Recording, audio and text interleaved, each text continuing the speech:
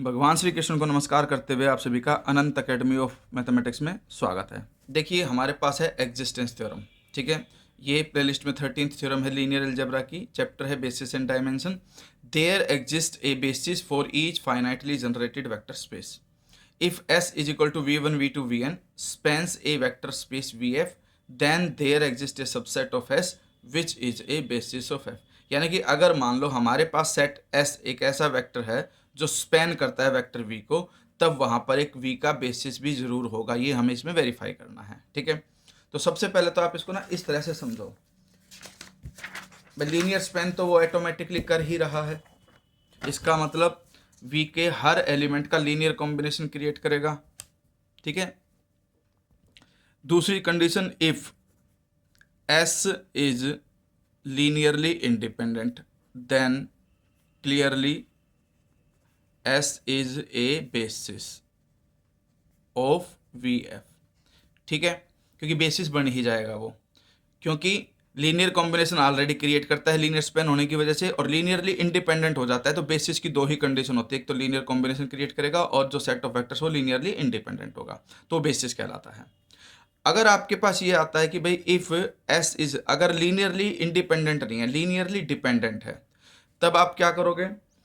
तब हमारे पास देखिए v1 v2 सो ऑन करके vr -1 vr फिर vr +1 और करते करते आपके पास आ जाएगा vn। तो इसमें से हम एक वेक्टर ले लेंगे। तो हमने एक थ्योरम की थी जिसमें ये था कि अगर लीनियरली डिपेंडेंट का सेट है तो एक वेक्टर बाकी के जो बचे हुए वेक्टर्स हैं उनका लीनियर कॉम्बिनेशन क्रिएट करेगा, ठीक है। तो हमने इस तरह से एक जनरल कंडीशन ले ली कि भाई vr कोई ऐसा वेक्टर है जो बाकी के रिमेनिंग वेक्टर्स का क्या करेगा, लीनियर कॉम्बिनेशन क्रिएट।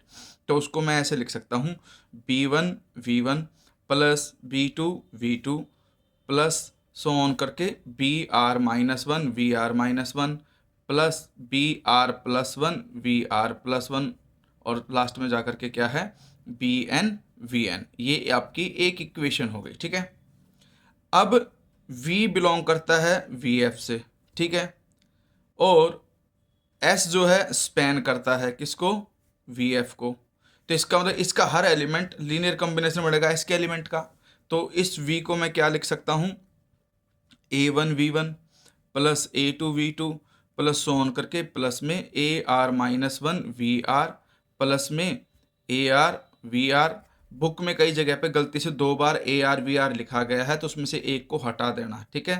तो ar +1 vr +1 और लास्ट में जा करके क्या हो जाएगा an vn, जहां पर b1 b2 br -1 br +1 bn और ये a1 a2 ar -1 ar ये सब क्या है, स्केलर f से बिलोंग करेंगे। अब हम क्या करेंगे, ये इक्वेशन 2 आ गई। अब हम इक्वेशन 1 से vr की वैल्यू इक्वेशन 2 में पुट कर देंगे। तो ये तो v हो गया a1 v1 a2 v2 plus so on करके प्लस ar -1 vr -1 प्लस में है आपका ar और ब्रैकेट में जो vr है उसकी वैल्यू हम रख देंगे b1 v1 plus b2 v2 plus so on करके br -1 vr -1 प्लस में br +1 vr +1 and so on करके bn vn, ये ब्रैकेट क्लोज। ये vr की वैल्यू थी। इसके बाद वाली जो ये चीज़ें है वो भी आप एज इट इज लिख दोगे प्लस करके ar +1 vr +1 and so on an vn, ठीक है। इसके बाद हम क्या करेंगे, जो ये v है इसको अब हम ऐसे लिख सकते हैं, देखो a1 v1 है, इधर ar को b1 और v1 करोगे मल्टीप्लाई अंदर, ठीक है, ब्रैकेट ओपन करके, तो दोनों में v1 कॉमन है, तो a1 तो यहाँ से आ गया और ar इंटू b1 यहाँ से आ गया, b1 और ar, और इसमें से हमने क्या कॉमन ले लिया v1। वैसे ही a2 v2 है और फिर ये ar अंदर जाएगा b2 और v2 भी होगा। तो हम क्या करेंगे a2 प्लस में ar b2 और यहाँ से v2 कॉमन आ गया, और vr -1 तक ये सेम प्रोसेस चलेगी इस तरह से, ठीक है। अब हम क्या करेंगे, सभी में ऐसे ही कंडीशन बनाते हुए चलेंगे, प्लस सो ऑन करते करते लास्ट में आपके पास क्या आ जाएगा, ar का प्रोडक्ट होगा bn से ar और यहाँ पर आपका आ जाएगा bn और यहाँ पर आ जाएगा vn, ठीक है, लास्ट तक जाएगा। बस एक टर्म जो है वो आपकी नहीं आएगी। अब इन सभी में जो वी आर है ना वो नहीं होगा, क्योंकि वी आर की वैल्यू हम रख चुके। अब हमारे पास आर माइनस वन से पहले तक का सारा होगा और उसके बाद का होगा। वी आर आपके पास बीच में नहीं होगा। वो आप इस बुक के अंदर भी देख सकते हो कि जो ये लाइन है आप कैसे लिखोगे। यानी कि वैल्यू पुट करने के बाद ऐसे आपने पेयरिंग कर दी। पेयरिंग करने के बाद देखिए हाँ वी वन आ गया, वी टू आ गया, वी आर माइनस वन आएगा, इसमें वी आर प्लस वन आएगा, लास्ट में वी एन आएगा। तो ये लाइन आप पूरी लिख देना, मैंने उसमें नहीं लिखी किसी वजह से, ठीक है। तो आपके पास जो v है वो remaining n minus one vectors का लीनियर कॉम्बिनेशन बन गया। अब लीनियर कॉम्बिनेशन बन गया तो फिर आप ये 3 लाइनें बाद में लिख देना कि भाई v is linear combination of v1 v2 vr minus one vr plus one vn। This shows that on removing an element vr। अब हमने क्या किया, एक एलिमेंट vr रिमूव कर दिया s से, तो जो रिमेनिंग सेट है स्टिल स्पैन वो अभी भी लीनियर कॉम्बिनेशन क्रिएट कर रहा है v के एलिमेंट का।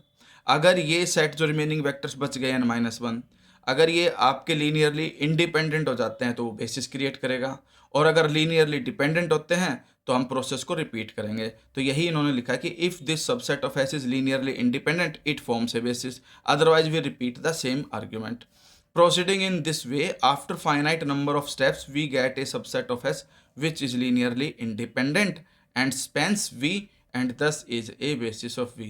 यानी कि फाइनाइट नंबर ऑफ स्टेप्स करने के बाद हम कहीं ना कहीं इस जगह पे जरूर पहुंचेंगे जहाँ पे रिमेनिंग वेक्टर्स जो बचेंगे वो लीनियरली इंडिपेंडेंट होंगे, और जो लीनियरली इंडिपेंडेंट हो गए वही आपके क्या हो जाएंगे, फिर बेसिस क्रिएट कर देंगे V के लिए। और यही हमें इस थ्योरम में वेरीफाई करना था।